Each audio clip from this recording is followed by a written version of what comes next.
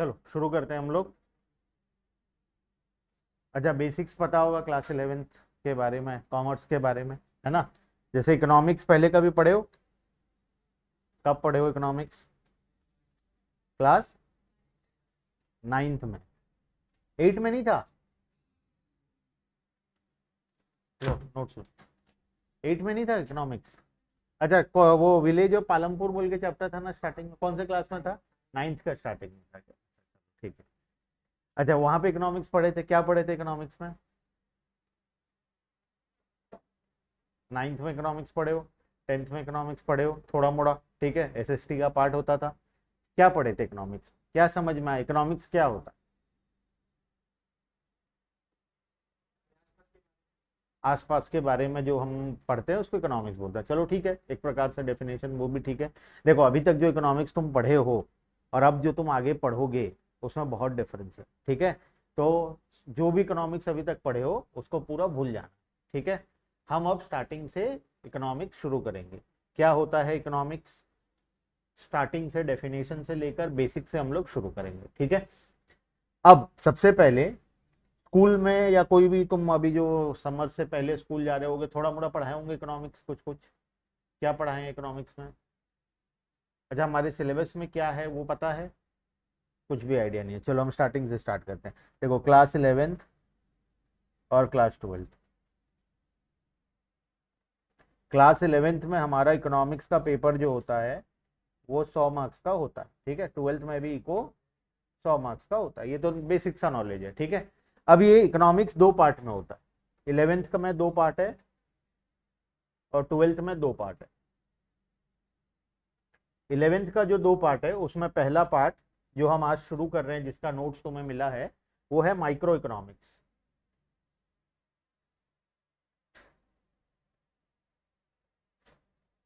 Micro economics, ठीक है। और 11th का एक और पार्ट है जिसको हम बोलते हैं स्टेटिस्टिक्स।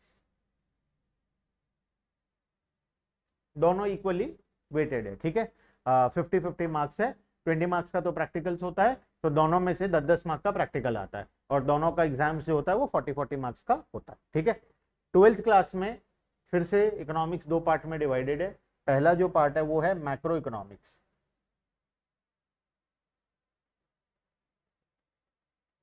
यहाँ पर माइक्रो है, आई लगा हुआ है, यहाँ पर मैक्रो है, ए लगा हुआ है, ठीक है। दोनों में बहुत ज्यादा डिफरेंस है। माइक्रो इकोनॉमिक्स और मैक्रो इकोनॉमिक्स कंप्लीटली अलग होता है, ठीक है। और जो सेकंड पार्ट है वो है हमारा इंडियन इकोनॉमिक्स।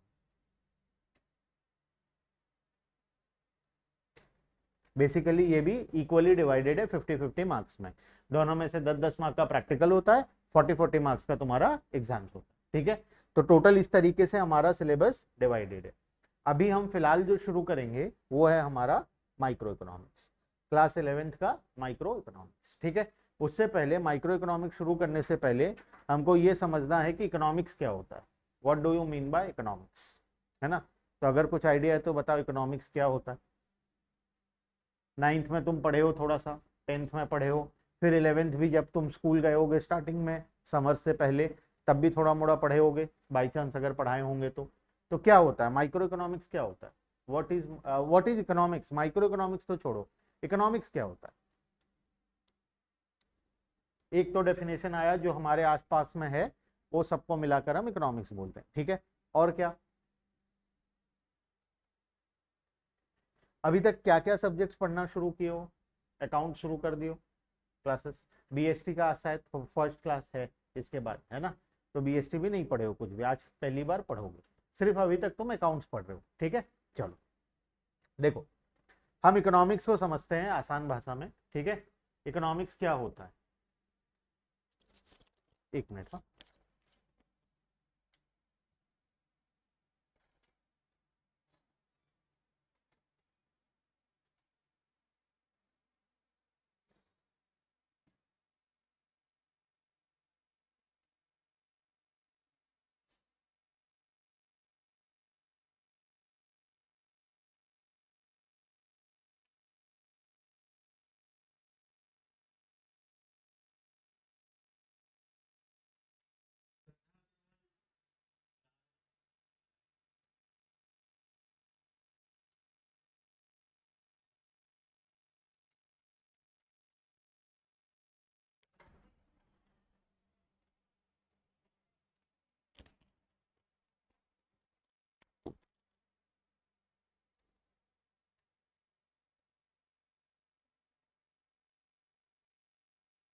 देखो हम समझते हैं इकोनॉमिक्स क्या होता है।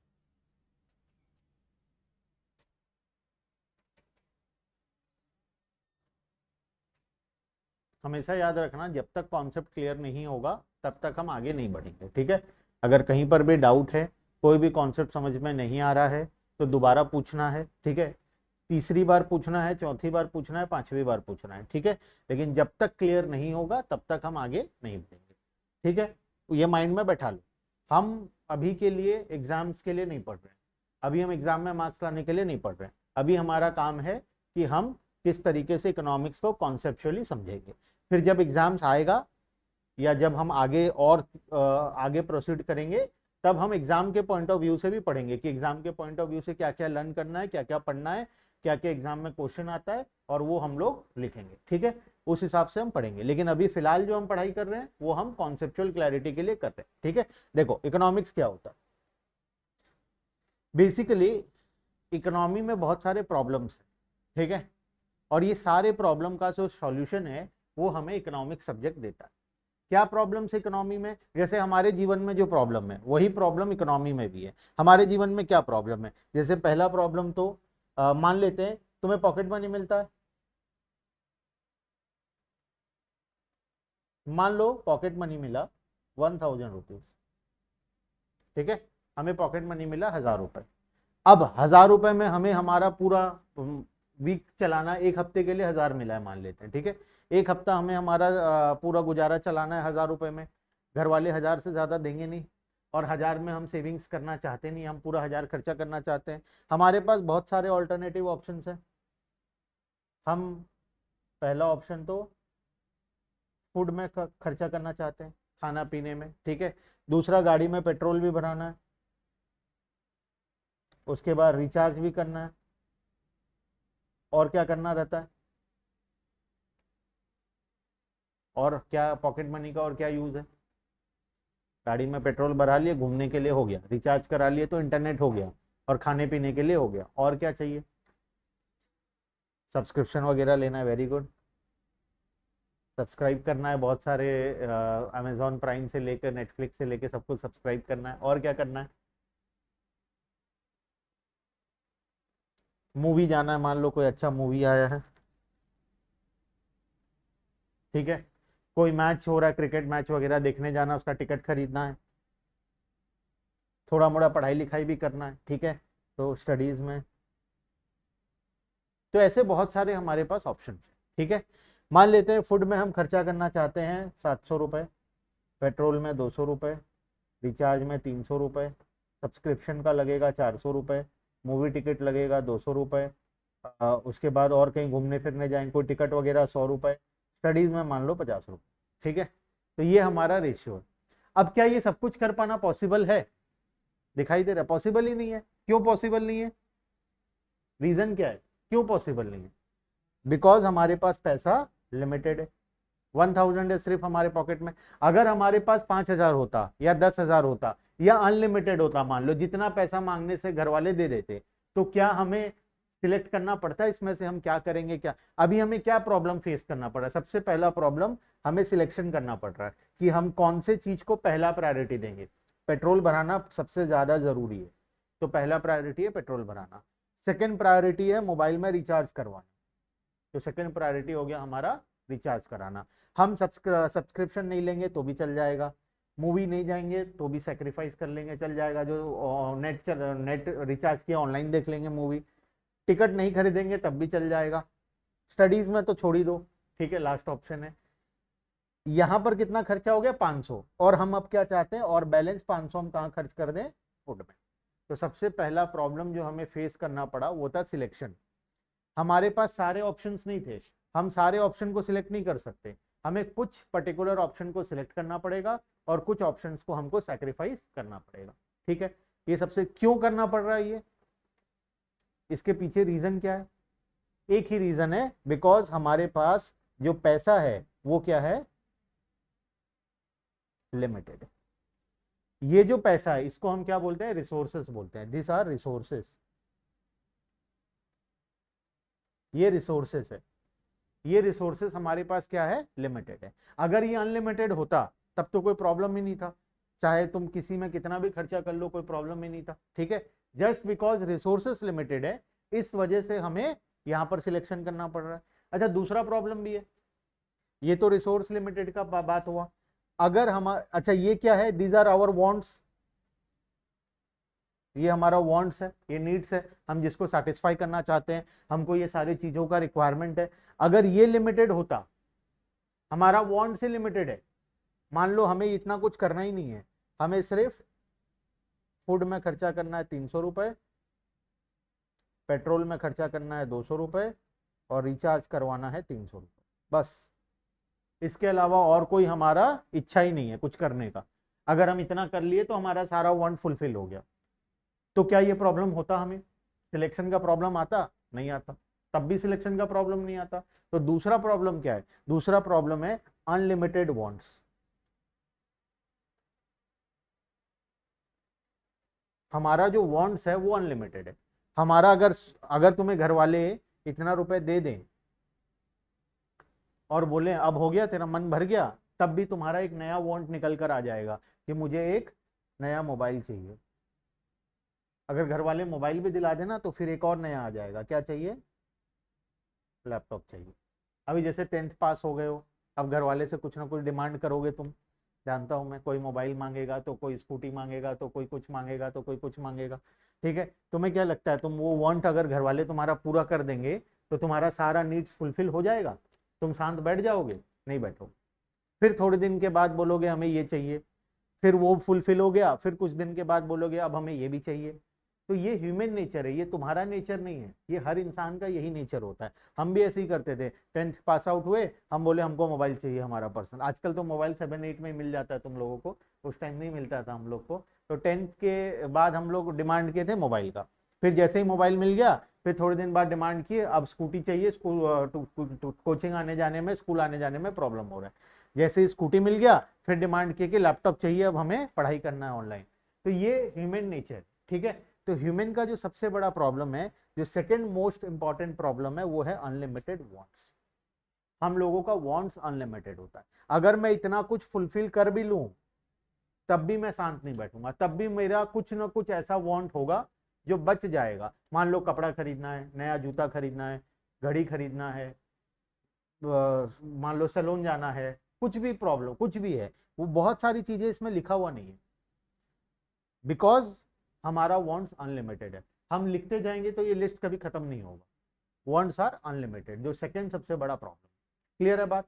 तो दो सबसे बड़ा प्रॉब्लम के बारे में पढ़े अभी तक हम लोग, क्या क्या? एक तो हमारे पास रिसोर्सेज क्या होता है, लिमिटेड होता है। जैसे पॉकेट मनी हमें घर से मिल रहा है, वो लिमिटेड मिल रहा है, ठीक है। और दूसरा जो प्रॉब्लम है वो क्या है, वांट्स हमारा जो है वो अनलिमिटेड है, ठीक है। ये दो सबसे बड़ा प्रॉब्लम हम लोगों को फेस करना पड़ रहा है, इस वजह से हमें इकोनॉमिक्स पढ़ना पड़ता है।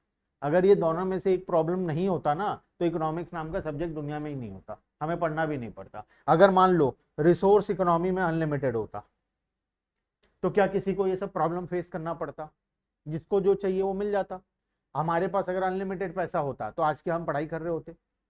नहीं पढ़ रहे होते, सिंपल सा बात है। अगर अनलिमिटेड पैसा होता, ऐसा नहीं कि बहुत पैसा बोल रहा, अनलिमिटेड पैसा होता, जितना चाहिए उतना पैसा होता, तो क्या हम पढ़ाई कर रहे होते? क्या हम बिजनेस कर रहे होते?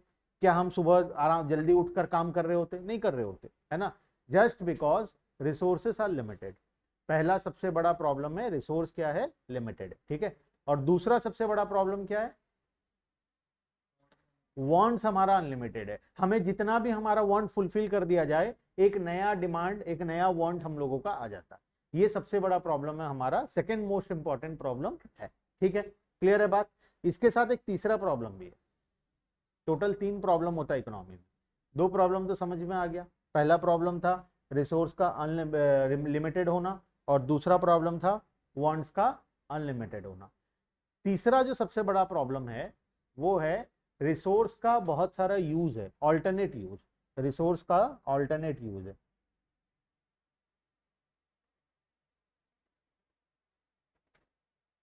अब ये क्या है, सोच कर देखो। घर वाले अगर तुम्हें 1000 रुपए की जगह, 1000 रुपए की जगह तुम्हें दे देते, डायरेक्टली पैसा नहीं देकर तुम्हें डायरेक्टली पेट्रोल दे देते 2 लीटर, ठीक है, 2 लीटर पेट्रोल, जियो का रिचार्ज और खाने के लिए बहुत सारा खाना, ठीक है।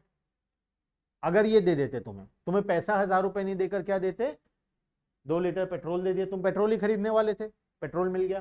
तुम रिचार्ज करवाने वाले थे तो रिचार्ज घर वाले करवा दिए, तुम खाना खरीदने वाले थे तो खाना भी दे दिए घर वाले, ठीक है। तो अगर तुम्हें डायरेक्टली ये चीज मिल जाता तो क्या तुम्हें कोई प्रकार का प्रॉब्लम फेस करना पड़ता? क्या सिलेक्शन का ऑप्शन था तुम्हारे पास? नहीं था। जस्ट बिकॉज तुम्हें क्या मिला था, मनी मिला था, पैसा मिला था। और पैसा का क्या होता है, अल्टरनेट यूज होता है। अगर हम खाना में खर्च नहीं किए तो हम मूवी जा सकते हैं, अगर मूवी में खर्च नहीं किए तो हम पढ़ाई में खर्च कर सकते हैं, अगर हम पढ़ाई में खर्च नहीं किए तो हम मोबाइल रिचार्ज करवा सकते हैं, अगर हम मोबाइल रिचार्ज नहीं करवाए तो हम कहीं और उसे इस्तेमाल कर सकते हैं। अगर तुम्हें पेट्रोल मिल जाता तो पेट्रोल का क्या यूज है, एक ही यूज है, गाड़ी में डालोगे, उसका तो और कोई अल्टरनेट यूज नहीं है। अगर तुम्हें जियो का रिचार्ज मिल जाता डायरेक्टली तो उसका कोई अल्टरनेट यूज है नहीं है, मोबाइल रिचार्ज ही होगा। तो तुम तो दूसरा ऑप्शन तुम्हारे पास बचता ही नहीं। जस्ट बिकॉज रिसोर्सेज का अल्टरनेट यूज होता है, इस वजह से हमें सिलेक्शन करना पड़ता है। अगर रिसोर्स का अल्टरनेट यूज ही नहीं होता, मान लो तुम्हारे पॉकेट में 500 रुपए है और तुम्हारे फ्रेंड के पॉकेट में 500 रुपए का मूवी टिकट है, 500 रुपए नहीं है उसका पॉकेट में, उसका पॉकेट में मूवी टिकट है जिसका प्राइस भी कितना है, 500 रुपए। अब किसके पास ज्यादा ऑप्शन है? ऑब्वियसली तुम्हारे पास ज्यादा ऑप्शन है, क्योंकि तुम्हारे पास 500 रुपीज है। तुम मूवी नहीं जाओगे तो तुम रिचार्ज कर सकते हो, रिचार्ज नहीं करोगे तो तुम पेट्रोल भर सकते हो, तुम्हारे पास बहुत सारे ऑप्शन है। लेकिन तुम्हारे फ्रेंड के पास कोई ऑप्शन है? या तो वो मूवी जाएगा या तो वो टिकट उसका वेस्ट हो जाएगा। उसके पास एक ही ऑप्शन है, उसके पास कोई ऑल्टरनेट ऑप्शन नहीं। बात समझ रहे हो? तो इकोनॉमी में जो रिसोर्सेस होता है उसका बहुत सारा ऑल्टरनेट यूज होता है। इस वजह से हमें तीसरा प्रॉब्लम, जो हमारा तीसरा सबसे बड़ा प्रॉब्लम है, वो है resource have alternate use. Resource का बहुत सारा यूज है और जिस चीज का मल्टीपल यूज होता है हमें उसको केयरफुली यूज करना पड़ेगा। रीजन क्या है, हमें बेस्ट पॉसिबल यूज करना पड़ेगा, हम उसको वेस्ट नहीं कर सकते।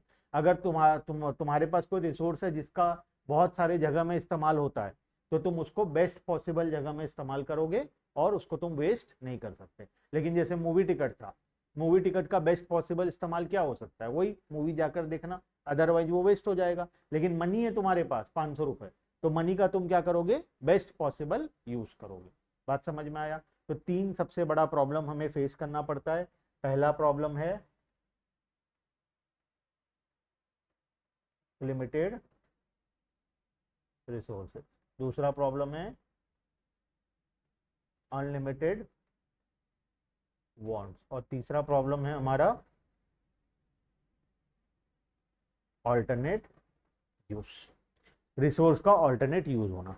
अगर तीनों में से कोई एक भी प्रॉब्लम नहीं होता तो बाकी 2 प्रॉब्लम भी नहीं होता। मान लेते हैं पहला प्रॉब्लम नहीं होता, अगर लिमिटेड रिसोर्सेज का प्रॉब्लम ही नहीं होता तो क्या अनलिमिटेड वांट्स हमारे लिए प्रॉब्लम बचता? नहीं बचता। हमारे पास तो बहुत सारा रिसोर्सेज है, बहुत पैसा है, हम सारे वांट्स को सेटिस्फाई कर लेते, तो ये प्रॉब्लम ही नहीं बचता हमारे लिए।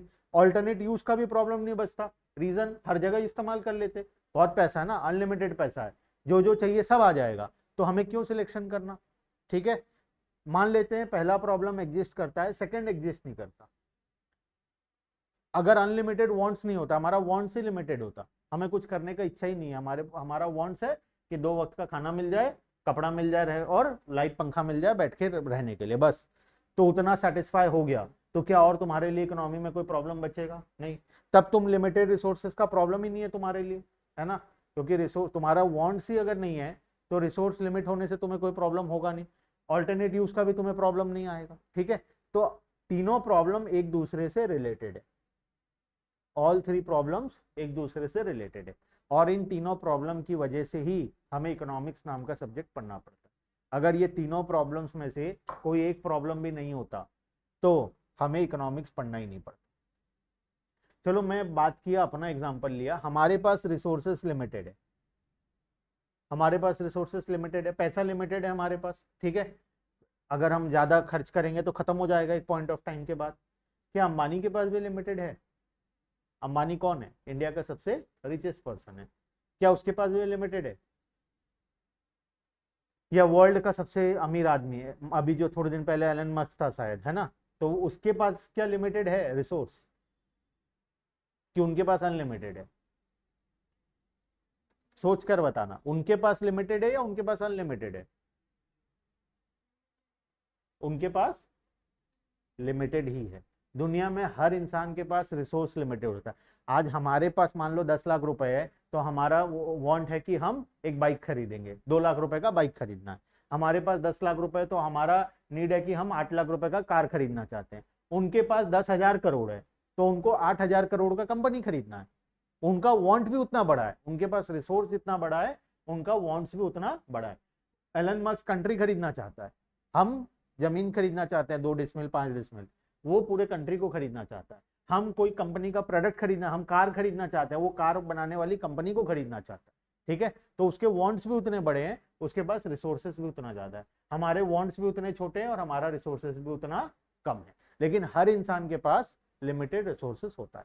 दुनिया में कोई भी ऐसा इंसान नहीं है जिसके पास अनलिमिटेड रिसोर्सेस हो। हर इंसान को लिमिटेड रिसोर्सेस का प्रॉब्लम फेस करना पड़ता है। हर इंसान को अनलिमिटेड वांट्स का प्रॉब्लम फेस करना पड़ता है। हर इंसान को अल्टरनेट यूज का प्रॉब्लम फेस करना पड़ता है। और ये प्रॉब्लम एग्जिस्ट करता है, इस वजह से हम इकोनॉमिक्स पढ़ते हैं। ठीक है, तो इकोनॉमिक्स में हम क्या करेंगे? इकोनॉमिक्स का मतलब क्या है? इकोनॉमिक्स का मतलब है हम किस तरीके से हमारे लिमिटेड रिसोर्सेस को यूज करेंगे। हम किस तरीके से हमारे लिमिटेड रिसोर्सेस को यूज करेंगे ताकि हम हमारा जो वांट्स है उसको मैक्सिमम पॉसिबल वे में, मैक्सिमम पॉसिबल वे में सेटिस्फाई कर पाए। क्या हम वांट्स को पूरा सेटिस्फाई कर पाएंगे? पॉसिबल नहीं है। सारे वांट्स को तो सेटिस्फाई नहीं कर पाएंगे, लेकिन हम मैक्सिमम पॉसिबल वे में सेटिस्फाई कर सकते हैं अगर हम रिसोर्स को केयरफुली यूज करें। जहां पर जितना पैसा यूज होना चाहिए वहां पर अगर उतना पैसा यूज करें तो शायद हम बहुत अच्छे तरीके से उसको मैनेज कर पाएंगे, है ना। हम पूरा तो नहीं कर पाएंगे, लेकिन हम बहुत अच्छे तरीके से उसको मैनेज कर पाएंगे। और इकोनॉमिक्स हमको यही सिखाता है कि how to use limited resources to satisfy unlimited wants in best possible manner।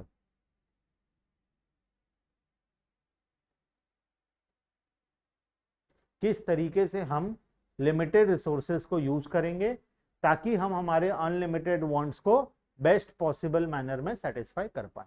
यही है इकोनॉमिक्स, और इसी को पढ़ना है पूरा 2 साल, 11th में भी और 12th में भी। ठीक है, ये ओवरऑल इकोनॉमिक्स का डेफिनेशन है। अब इस इकोनॉमिक्स को बहुत सारे पार्ट्स में डिवाइड किया गया है। पहले तो माइक्रो इकोनॉमिक्स जो हम अभी पढ़ेंगे, इसका सेकंड पार्ट है स्टैटिस्टिक्स जो हम इसके बाद पढ़ेंगे साथ में 11th में। ठीक है, मतलब इसके 2-3 चैप्टर, उसके 2-3 चैप्टर मिक्स करके पढ़ेंगे।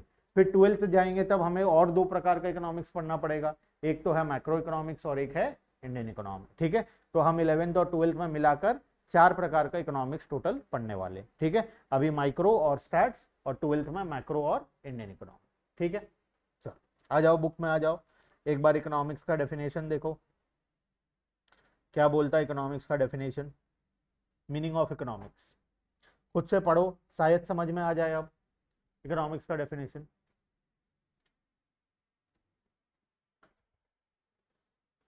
वही डेफिनेशन को थोड़ा अच्छे तरीके से लिखा हुआ है। ठीक है, और थोड़ा फैंसी वर्ड्स को यूज करके अच्छे तरीके से लिखा गया है। डेफिनेशन वही है, मीनिंग वही है उसका जो हम अभी पढ़े। एक बार पढ़ के देखो क्या लिखा है। Economics is a social science which studies the way a society choose to use its limited resources.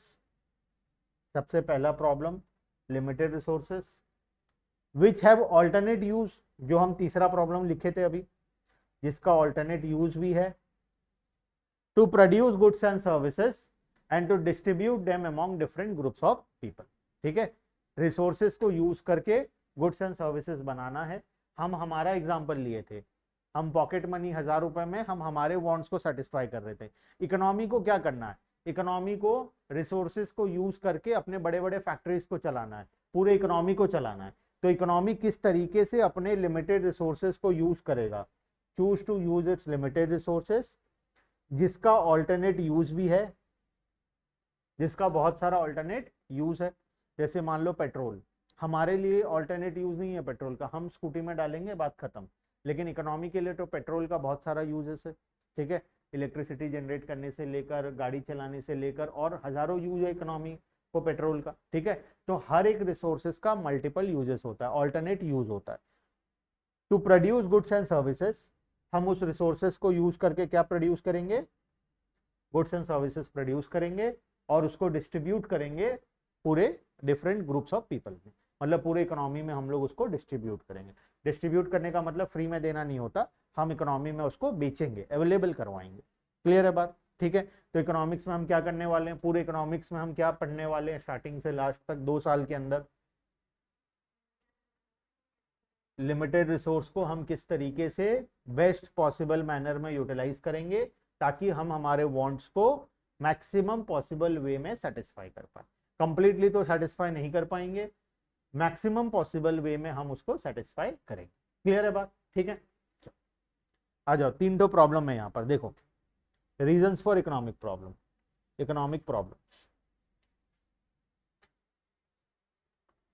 एक कॉपी बना लेना, ठीक है, टोटल एक ही कॉपी बनाना है, माइक्रो और स्टैट्स का मिलाकर, आधे से स्टैट्स शुरू कर देना, स्टार्टिंग से माइक्रो लिख लेना, ठीक है। एक पतला सा कॉपी 100 पेज मैक्सिमम उसमें पूरा हो जाएगा, ठीक है, आराम से। क्वेश्चन जब प्रैक्टिस करेंगे तब ही हमें ज्यादा लगेगा, माइक्रो इकोनॉमिक्स में उतना ज्यादा क्वेश्चन है नहीं, बहुत कम क्वेश्चन है। स्टैट्स पढ़ेंगे तो स्टैट्स में क्वेश्चन है बहुत सारे, ठीक है। देखो, economic problem is a problem of choice involving satisfaction of unlimited wants out of limited resources having alternatives.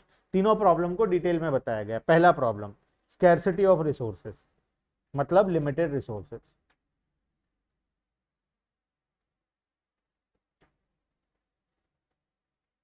Online Krishna और श्रद्धा, पढ़ो लिमिटेड रिसोर्सेज को। Resources like land, labour, capital. अब ये क्या है,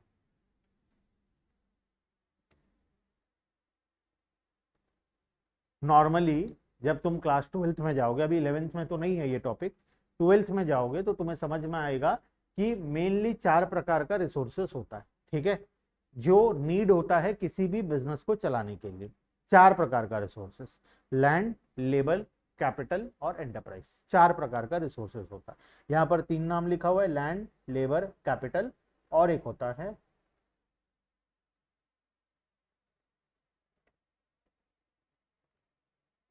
एंटरप्राइज, ठीक है।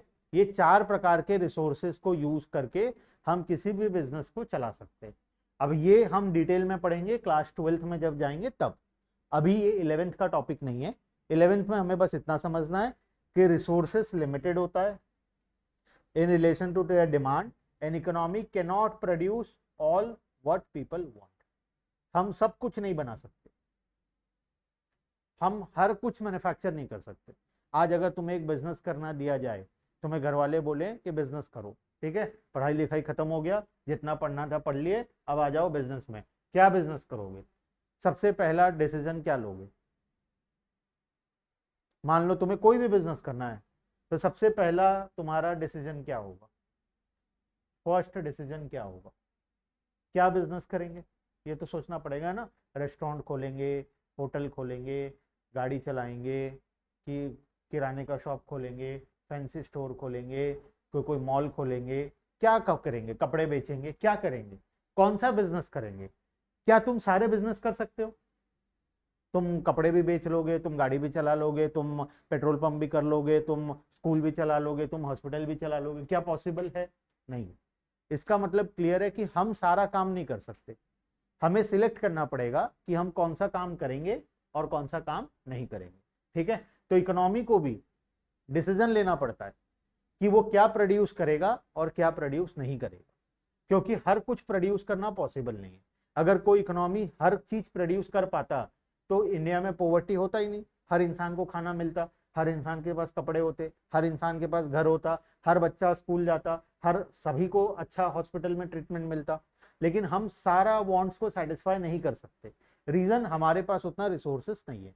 तो हमें क्या करना पड़ेगा, सिलेक्शन करना पड़ेगा सबसे पहला, ठीक है। तो ये चीज माइंड में बैठा लो कि economy can not produce all what people want.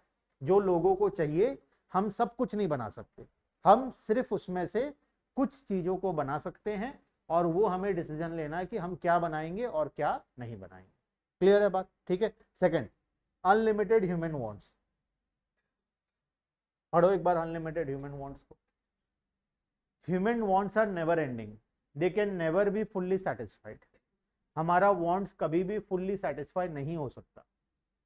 क्या हो सकता है हमारा वांट्स फुल्ली सेटिस्फाई? तुम किसी दिन बोल सकते हो कि आज के बाद और मुझे कुछ भी नहीं चाहिए, ना मेरा कोई डिमांड होगा ना कुछ होगा, ऐसा हो सकता है? नहीं हो सकता, पॉसिबल नहीं है। ह्यूमन वांट्स जो होता है वो एक वांट सेटिस्फाई होने के बाद एक नया वांट निकल कर आ जाता है, ठीक है। ये ह्यूमन नेचर होता है, हर सभी का नेचर यही होता है, ठीक है। Human wants are never ending, they can never be fully satisfied. As soon as wants it satisfied, जब एक वांट हमारा सेटिस्फाई होगा, अनदर न्यू वांट इमर्जेस, एक नया वांट हमारे निकल कर आ जाएगा। घर वाले मोबाइल दिला दिए, अब हमें चाहिए स्कूटी। घर वाले स्कूटी दिला देंगे तो चाहिए होगा लैपटॉप, लैपटॉप दिला देंगे तो हमें चाहिए होगा फोर व्हीलर, फोर व्हीलर दिला देंगे तो हमें चाहिए होगा कुछ और, ठीक है। तो इस तरीके से चलता है, एक वांट सेटिस्फाई होता है तो दूसरा वांट निकल कर आता है, ठीक है। Wants of the people are unlimited and they keep on multiplying and cannot be satisfied due to limited resources. धीरे धीरे वांट ना तेजी से बढ़ता है, ठीक है। ऐसा भी नहीं कि गाड़ी के मतलब मोबाइल दिला दिए तो अगली बार तुम मोबाइल से छोटा चीज तो मांगोगे नहीं तुम, ठीक है, उससे कुछ बड़ा ही मांगोगे। यही होता है, हमारा वांट्स अनलिमिटेड तो है और धीरे धीरे वांट्स और तेजी से इंक्रीज होता है। आज अगर घर वाले 50,000 का मोबाइल दिलाए हैं तो 2 साल बाद जब मोबाइल चेंज करने का बारी आएगा, तुम 50,000 से कम का मोबाइल तो किसी भी हालत में नहीं लोगे, उससे बड़ा ही अमाउंट का लोगे, भले वो 60,000 हो, 70,000 हो या 80,000 हो, लेकिन उससे कम का अमाउंट का तो मोबाइल तुम नहीं लोगे। तो यही प्रॉब्लम है, ह्यूमन का नेचर होता है, उसका वांट्स एक तो एक के बाद एक बढ़ता रहता है, प्लस वो मल्टीप्लाई होता है। मल्टीप्लाई होना मतलब पिछले वांट के मुकाबले करंट वाला वांट उससे ज्यादा का होगा। ये वांट सेटिस्फाई हुआ तो नेक्स्ट जो होगा वो उससे भी बड़ा डिमांड होगा, ठीक है। तो ये इस तरीके से हमारा जो ह्यूमन का नेचर है वो चलता है। तीसरा, ऑल्टरनेट यूज। सारे रिसोर्सेस का ऑल्टरनेट यूज होता है। घर वाले अगर तुम्हें 50,000 का मोबाइल नहीं दिलाते तो शायद उस 50,000 से घर वाले कुछ और खरीदे होते, शायद घर में फ्रिज खरीदे होते, एसी खरीदे होते, कुछ भी किए होते। तो रिसोर्स का मल्टीपल यूज है, एक यूज नहीं है रिसोर्स का। पैसे का बहुत सारा इस्तेमाल है, कहीं पर भी कर सकते हैं। मोबाइल खरीदने में भी वेस्ट कर सकते हैं, हम गाड़ी खरीदने में भी वेस्ट कर सकते हैं, घर बनाने में भी वेस्ट कर सकते हैं, हॉस्पिटल में ट्रीटमेंट के लिए भी लगा सकते हैं, या हम स्कूल फीस भरने के लिए भी कर सकते हैं, ठीक है। तो हर एक रिसोर्सेस का मल्टीपल यूज होता है, ऑल्टरनेट यूज होता है, ठीक है। Resources are not only scarce but they can also be put to various uses. हम मल्टीपल यूजेस में रिसोर्सेस को डाल सकते हैं। It makes choice among resources very important. इस वजह से केयरफुली रिसोर्स को यूज करना जरूरी है। अगर तुम्हें घर वाले 50,000 रुपए दिए हैं तो उस 50,000 रुपए को तुम कहाँ खर्च करोगे उसको केयरफुली डिसीजन लेना जरूरी है, क्योंकि 50,000 का बहुत सारा यूज है। तो तुम्हें कोशिश ये करना है कि उस 50,000 का मैक्सिमम बेनिफिट तुम्हें मिले। अगर तुम कहीं खर्च करते हो तो वहां से कुछ बेनिफिट मिलता है ना, तो मैक्सिमम बेनिफिट मिले, ये तुम्हें कोशिश करना, ठीक है। For example, petrol is not only used in vehicle but also for running machines, generators etcetera. As a result, economy has to make choice between the alternative uses of the given resources, ठीक है। तो तीसरा हमारा problem था alternate use का। Clear है यहाँ तक? क्या क्या पढ़े अभी तक हम? 3 प्रॉब्लम्स के बारे में पढ़े, ठीक है। क्या था 3 प्रॉब्लम? लिमिटेड रिसोर्सेस, ठीक है, अनलिमिटेड वांट्स और ऑल्टरनेटिव। तो इकोनॉमिक्स क्या होता है? डेफिनेशन वाइज छोड़ो, तुम जो समझे उसके हिसाब से बताओ इकोनॉमिक्स क्या होता है। What is economics?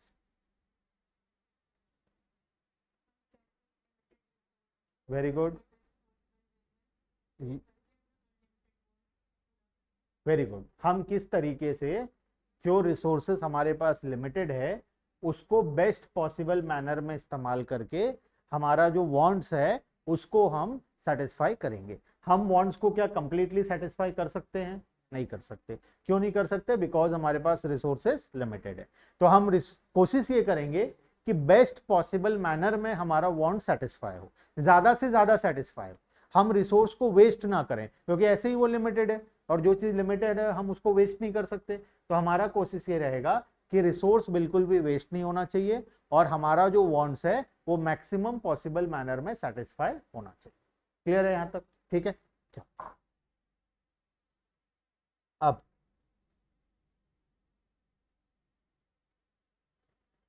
Vital process of an economy.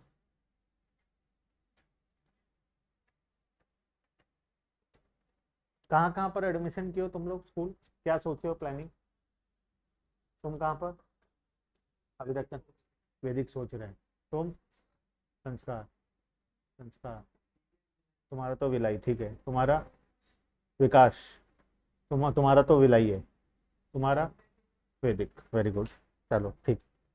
देखो, ऑनलाइन वालों भी बता दो कौन सा स्कूल प्लानिंग है। देखो, किसी भी इकोनॉमी में 3 इंपॉर्टेंट प्रोसेस होता है, ठीक है। जो हम पढ़े अभी और जो हम अभी पढ़ रहे हैं इसमें कोई लेना देना नहीं है, ठीक है। ये थोड़ा सा डिफरेंट टॉपिक है।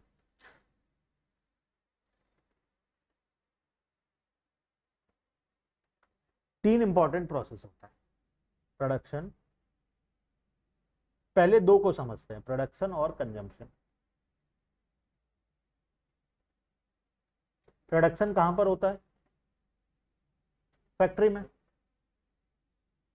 फैक्ट्री में प्रोडक्शन होता है, ठीक है। इकोनॉमी में दो सबसे इंपॉर्टेंट चीज है, तीसरा को बाद में लाएंगे, पहले दो को समझते हैं।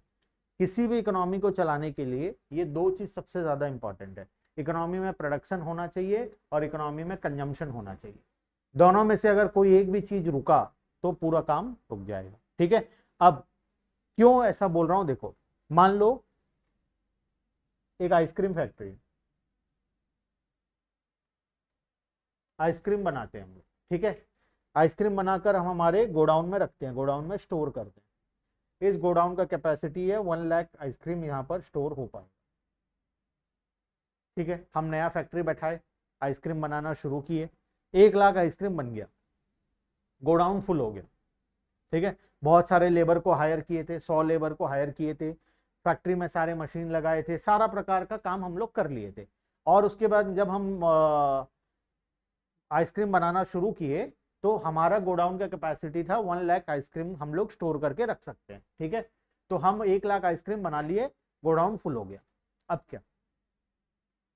फैक्ट्री बंद हो जाएगा अब, क्योंकि और बनाएंगे तो कहाँ रखेंगे, है ना।